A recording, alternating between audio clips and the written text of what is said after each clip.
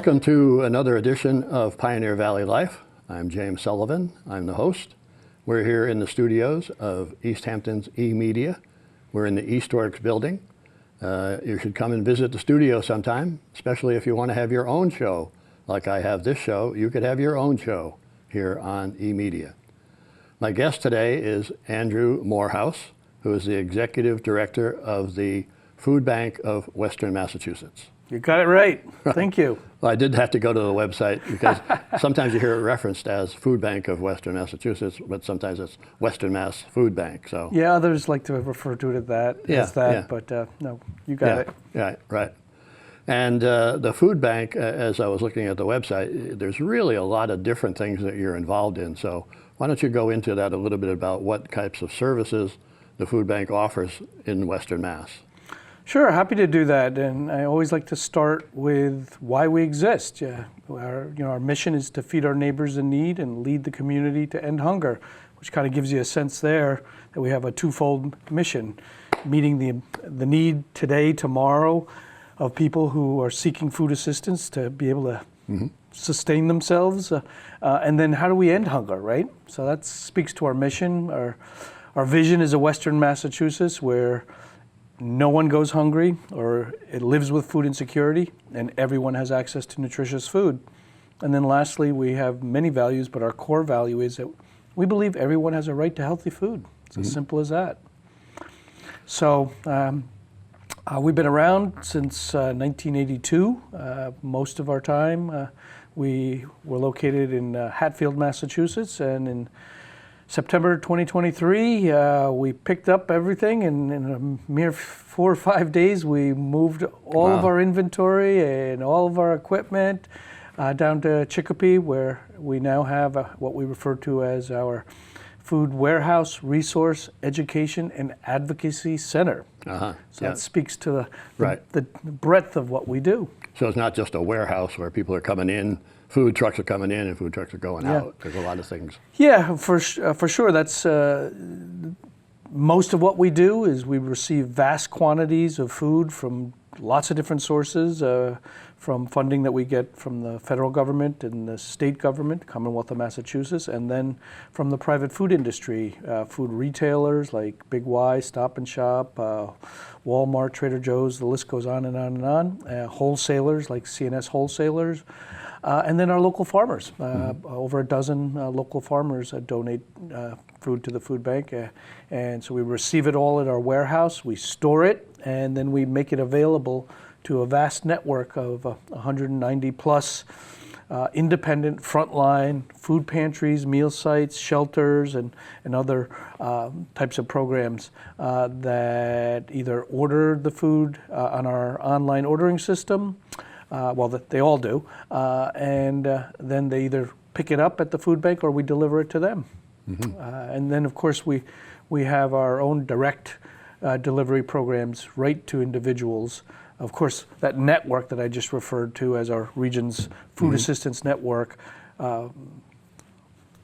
tens of thousands of people every month visit any one of those pantries and meal sites in their community that stretch across all 4 counties of Western Massachusetts. Hampshire County that we're in now, of course, Hampden County to the south, Franklin County to the north, and the Connecticut River Valley, and then all of Berkshire County is our 4-county service area. So as I was mentioning earlier, we also distribute food directly through 2 programs of our own. One is the Brown Bag for Elders program. So we send a truck every month to 51 senior centers across all 4 counties where volunteers help us unload the food and then provide it to about 5,400 elders who enroll in that program because they're over 55 years of age. That's not too old, right? I know, but that's a real issue. I'm a senior citizen. And I'm lucky in that I have benefits that I have, and but I mean there are a lot of people out there that don't. That's right. And they're struggling to get by. That's right. They're way below the poverty line. They may not have family support. So they really depend on, people like you and your facility and the people that you deliver to get a meal. That's right. Yeah, elders on fixed incomes Yeah. are really making difficult choices between paying their prescription medicine or putting food on the table. So that's where we come in, as well as the senior centers themselves. They host elders and prepare hot meals. The Yep. Meals on Wheels program that many people have referred to. That's independent of us. But it's an important program. And then we also have a delivery program we call the Mobile Food Bank, where we send our trucks out to 24 different sites once or twice a month across all 4 counties, right in neighborhoods that have concentration of food insecurity, high poverty, and we set up the truck in a parking lot, and in 45 minutes, anywhere from 150 to 300 people who have lined up will get a bag of groceries that include fresh produce, frozen high-protein meats, dairy products, and dry goods like canned tuna and peanut butter and pastas and rice and things of that sort. So that's how we get the food out to people when and where they need it. And can you imagine that half of the people we provide food assistance to are either elders or children? The most vulnerable in our community. Yeah. And then, of course, we all know that the price of everything, the cost of living, is going up. So can you imagine for a hardworking family on minimum wage or even near minimum wage trying to make ends meet and still put food on the table? People are struggling. Yeah. I just read something yesterday that's something about, the minimum wage here in Massachusetts, I think. Even if they work 40 hours a week, they're still below the poverty level. Certainly close to it. Yeah, I think so. I would have to. I think they might be above the poverty level, but even they're not by much. It's still pretty close. Yeah, they can still be food insecure. Exactly. That's the point. Yeah. That's the thing. That must be so frustrating to say you go out and work, and work. That's why people work 2 or 3 jobs or whatever, just because they want to raise their family. That's right. It's really difficult. Yeah, the cost of living is certainly a barrier to opportunity and economic mobility. And of course, there are lots of other barriers. So, right. We like to say that, there's really a societal myth that people who seek food assistance are solely responsible for their circumstances because of poor choices. But we know that there are so many different kinds of barriers that people face that prevent them from being able to access opportunities and economic mobility. And, And I'm sure there's some people who are just resistant to getting help. Because they're, for some reason they've been conditioned to think that, that makes them less of a person. Yeah, absolutely, because there's a lot of societal shame and stigma associated with it. And, we see that more often than not with elders who grew up in a different time when it was unacceptable to be independent. And they're very proud, and they were always independent. And many elders are dependent now. And I'd like to think we live in a society where we take care of our elders, and where we take care of children, and we take care of our community, because honestly, everyone benefits in a community when everyone is food secure, meaning they know where they're going to eat their next meal. Right. And regrettably, in every town and city in the Commonwealth of Massachusetts, there is food insecurity. There are people who go hungry. Well, luckily there are people like yourself, and I know you have paid employees, but a lot of it is a volunteer effort as well, right? Absolutely. Well, we have right now about 80 employees, so we've grown tremendously over the years. I've been there since 2005, so racking up my 20th year here, and still going strong because the issue hasn't gone away. Food security actually has increased significantly. And every month we're providing food assistance through this network of partners of ours, 192 pantries, food pantries, meal sites, and shelters strong, to 124,000 individuals every month. Yeah, That's a lot of people who are seeking assistance, and so we, in addition to that, we rely so much, this whole vast network, on volunteers, as you were alluding to. We have about 500 volunteers every year coming to the food bank on a particular day of the week or every day of the week, helping us sort the donated food that we receive from the retailers and farms and whatnot, and they really enjoy it. All kinds, elders, youth groups, business groups, church groups, you name it. And we've got the music going, and people are having a good time. Contributing back to society and their community. And of course, the food pantries, where you can get a bag of groceries, or a meal site where you can get a hot meal, rely heavily on volunteers as well. And it wasn't that long ago that the major food businesses were just throwing away excess food. So that's been a big change. I really appreciate you bringing that up. Yeah, and I like to think that this is where being aware of how our government works and what laws exist, what policies exist is important, and what people can do to change them. Because we, in addition to providing food assistance, we also specialize in public education advocacy, raising awareness around the issue of food insecurity, and what we can do to urge our state representatives and senators and our federal representatives and senators to fight for policies that will, and programs and funding that will level the playing field for everyone, so that we can build healthy and food secure towns and cities across the Commonwealth. And we do a lot of that kind of work, and we think it's so important. And examples of that are, the Massachusetts Emergency Food Assistance Program, which is what food banks in Massachusetts, and there are 4 of them, rely on to be able to provide enough food assistance to folks. And the Commonwealth of Massachusetts is very generous in that regard. And we think of our work in such a way as we embrace a very holistic approach to our mission. In addition to providing direct food assistance, we also assist people to enroll in the federal Supplemental Nutrition Assistance Program, which is a monthly benefit that individuals can receive if they're income eligible and meet all of the very strict income and asset restrictions. Then we also provide nutrition education to thousands of individuals. We also have a team of what we call food assistance navigators that assist people to find these resources.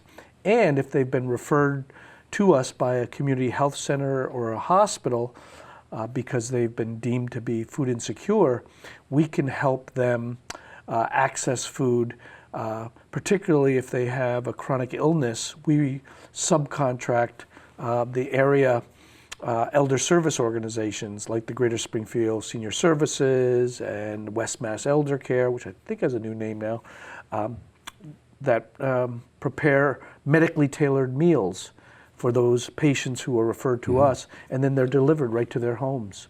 We also contract a farmer who prepares food boxes of fresh vegetables, also to meet the dietary restrictions of those patients who have been referred to us. So those are examples of all of the things we do to try to address food insecurity. Because I imagine, nutrition is a big issue, much more now. That people, you're getting food to people, but it may be food they're not used to eating, but it's food that they should eat, and that you're doing them a favor by giving them that food. But sometimes education is part of that. Absolutely. So we have a team of 3 nutrition coordinators who've gone to UMass, some of them, I think at least 2, if not all of them, and in the School of Nutrition. And they provide workshops on how to prepare healthy, nutritious meals with the inventory that in our warehouse that we provide to 124,000 people every month. And then they provide the recipes, and we can do that in-house at the food bank or at the food pantries or other community organizations, or even virtually. We're set up to do it that way. People get a lot out of it, and they They learn creative new ways that they can eat healthy, nutritious food that tastes good too. Yeah. Yeah. That's great. Yeah. You know, funding, I'm sure that's always an issue for you. I know on your website you've got a lot of support from different organizations, et cetera. I know Monty does his food drive, his walk every Yep. fall. Yeah, which March for the raises Food a Bank. He raises a lot of money. Over $500,000, and Yeah. we're so grateful. Yeah. I think we're going to be going into our 16th year, I think. Yeah. Along with Congressman McGovern, who marches with us, as well as I do, and hundreds of other people, Right. all rallying behind this important cause and raising awareness and helping us raise funds to be able to, provide the food that people need when and where they need it. I'm always amazed how, in the explanations in your fund drives and, asking it that you can feed people for as little as $1. We sure can, yeah. There was a time when, not too long ago, when for every dollar donated, we could provide 3 meals. However, with the increasing cost of food, that hits our budget too. So now it's still a pretty good return on investment. For every dollar donated, we can provide 2 meals. So that's still 100% return on your investment. That's not bad. That's good, yeah. And we can only do that because the community, individuals, over 8,000 donors, businesses, individuals, and of course support from foundations and the state and federal government. We have this brand new warehouse that has the capacity to receive and store tremendous amounts of food that we then can make available virtually for free to pantries and meal sites, who of course provide the food for free to individuals to help fill the gap of between what people can afford to put on their table and what they can't. So is a lot of your job have to do with raising funds? Oh yeah. And you know what? For me, fundraising isn't about, well, the outcome is raising money. Yeah. The means to it is building relationships. Yeah. And we have just an extremely generous community that supports so many important causes, and there are many. And fortunately, they've also chosen to support the mission of the food bank and our partners, because people will ask, oh, well, should I support the food bank or should I support my local food pantry in my community, like here in Easthampton? And the answer is easy, both. Yeah. Right? Because we need each other to be able to get food from its source to a family in need of it. And that actually reminded me of the question the comment you made earlier, that so much food goes to waste. The story I meant to tell is, you're right. For years, supermarkets and the like would just throw food in the dumpster when it was no longer edible or safe to eat. However, here's an example where good public policy comes in and it's a win-win for everybody. In 2013, Massachusetts passed a municipal food waste ban that capped the amount of food supermarkets and other food businesses could dispose of in local municipal landfills. So what did that do? Well, it mitigated the adverse impact, the cost that had on municipal landfills. One, it incentivized retail food businesses, supermarkets and the like, to, instead of chucking food in the dumpster, to, in the case of frozen meats that reach a very clear sell-by date, to freeze them at the sell-by date and begin donating them to the food bank. So that was the first is minimizing cost of municipal landfills. Second, incentivizing supermarkets to freeze and donate it. And 3, donating it to the food bank so we could get it out to people who need it. And so now we're providing close to 1 million pounds of frozen meats every year to folks who otherwise wouldn't be able to afford the kinds of meats that we see at a supermarket. Once it was just thrown out. That's right. That's crazy. And we're able to, encourage, because of our relationships with local farmers, to invite them to donate excess vegetables that they can't sell to market perhaps because they don't quite meet the specs of supermarkets and consumer choices, but they're delicious and they look great. They may just be a little smaller. They might have a little blemish, and we're able to move 4 million pounds of vegetables every year out to people who need it, and about 1 million of those pounds come from right here in the Connecticut River Valley. Yeah, that's great. Like you say, it's it's a community effort. It really is, and in this period of difficult times,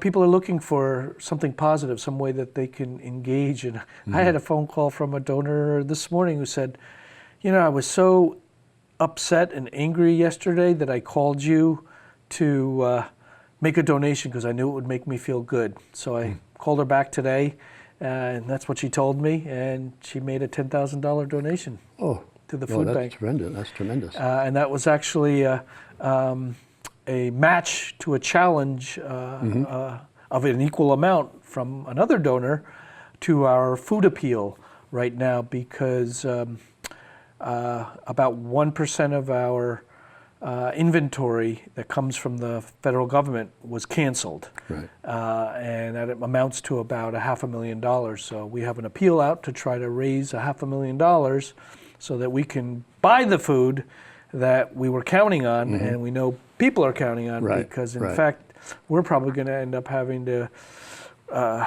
acquire more food than we did last year, because more people are facing food insecurity given the price of food and other things are just going up. Yeah, because there's a phrase, the elephant in the room. These days, I think it's the gorilla in the room. Pick your animal. Yeah, and it's unfortunate, but I feel we do have to talk about that. There, like you say, you get some of your funding from government sources. That's right. Luckily, the state of Massachusetts seems to be pretty good about it. Yeah, but there's no way the state of Massachusetts could make up for the proposed costs and cuts of costs, I should say, that Congress is contemplating and actually beginning to specify as of today. And we're very concerned that they will pass a 20% cut in the federal Supplemental Nutrition Assistance Program, which provides food assistance to 194,000 individuals in Western Massachusetts alone. And a 20% cut would result in the loss of 19 million meals over the course of a year. That's more food that the food bank provides in a year. So there's no way we could make up for that kind of a loss of meals. Right. 19 million meals in Western Massachusetts alone. And that in those funds, those SNAP benefits that 194,000 individuals receive, they spend at local supermarkets and farmers markets. That is important income to those businesses and those farmers to be able to employ people who in turn rely on that income to support themselves and put food on the table. So it's a whole multiplier effect that those important investments have on our local food economy. No, it's another issue that comes up is the wealth disparity issue, in that you've got people like you're serving, and then you've got billionaires. And it would just take, imagine just getting $1 billion that distributed across the country to food banks. Imagine the effect that would have, that somebody who has 120 billion, all they have to do is donate 1 billion. And well, I'm still praying I'll bump into somebody like that one of these days. But that's not, that's one solution, right? And that's a stopgap. But I mean, it's kind of indicative of, where the individuals are going to have to step up. That's right. To make individual donations of whatever they can. Versus what was there from the government before. That seems to be where we're at. But there are many solutions to food insecurity and we invite everybody to be part of the solutions. And again, there's so many that we just described, everything from providing food assistance to nutrition education to making sure people who are eligible for SNAP benefits get SNAP benefits for at least as long as they exist. And becoming aware of the issue and educating yourself by going to our website, foodbankwma.org, and understanding, learning what are the causes of hunger. We describe that in our Learn section of our website. And then getting involved, whether it's volunteering or getting on our advocacy action alerts so that when you receive one, you can literally in 60 seconds send an email message to your congressman or senator or at the state level. Yeah. There's so many ways that you can be involved. Yeah. You should be involved in all of them, I guess. Yeah, or pick your issue of choice, right? Whatever makes you feel good. That's right. Yeah. But sitting idle is not a solution. Right, letting somebody else Yeah. solve the problem. Yeah. That's right. Yeah. Because it's all of our responsibilities, whether we think so or not. And it benefits us again, right? Yeah. If we have healthy communities, then everyone benefits. And food insecurity is a drag on communities, on our public health, on our economic activity, on our civic engagement, right? So we'll just be much stronger communities if we all get involved in strengthening our communities. Yeah, and learning how it's all interconnected. Yeah, exactly. And that's a perfect example. We're in Easthampton right now, so there are 5 partners of the food bank in Easthampton alone that provide food assistance. There's the Easthampton Congregational Church.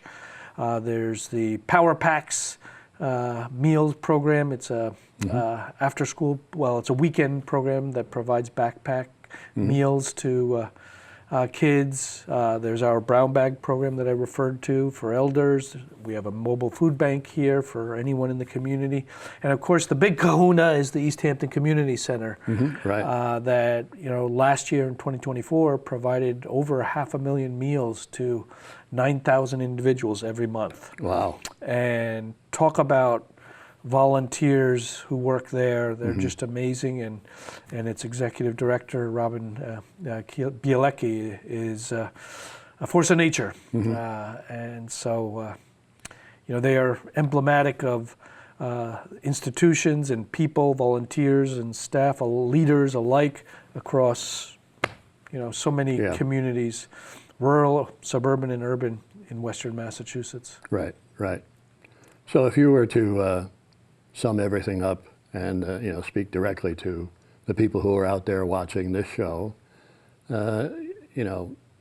what can they do? Sure. Well, I'd say again, the first thing is just reflect on the fact that over half of over 60,000 individuals every month, children and elders, don't know where their next meal is coming from, otherwise known as food insecurity. And if that doesn't rouse you to want to do something about it, check out our website, foodbankwma.org. Search around, particularly click on the Learn page and the Get Involved tab, both tabs. They're green at the top of our homepage.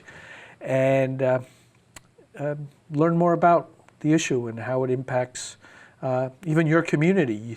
We have a chart where you can click on your community and see how many people receive food assistance and which food pantries and meal sites exist in your community.